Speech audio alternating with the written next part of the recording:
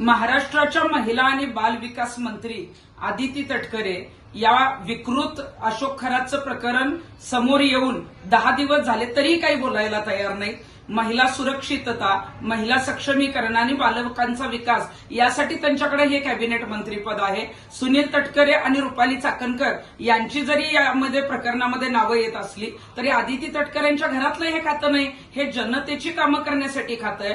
महिलांचं लैंगिक शोषणाचा मुद्दा येतो किंवा पीडितांना आव्हान करण्याचा मुद्दा येतो किंवा या संदर्भात विकृत अशोक खरातला फासापर्यंत लटकवून असेल या संदर्भात तुम्ही काहीच पत्रकार परिषद घेत नाही, कुठेच दिसत नाही. मग तुम्ही फक्त लाडक्या बहीण योजनेच्याच मंत्री आहात का?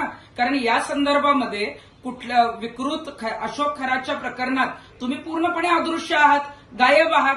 आता तरी समोर या आणि महिला बाल विकास मंत्री म्हणून या बाबतीत तुमचं काय म्हणणं आहे हे आम्हाला कळू द्या. कारण तुम्ही गायब आहात म्हणून, नाहीतर मग 2 दिवसात तुमचं जर स्टेटमेंट आलं नाही तर आम्हाला वॉन्टेड म्हणून ती जी आहेत ते फोटो पत्रकं जी आहेत ती आम्हाला जनतेने वाटावे लागतील आणि तुमचं जे काय म्हणणं आहे त्यासाठी जे आहे ते तुम्हाला शोधावं लागेल.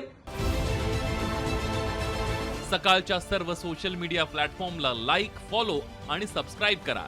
तसंच सर्व नोटिफिकेशनसाठी बेल आयकॉन प्रेस करायला विसरू नका.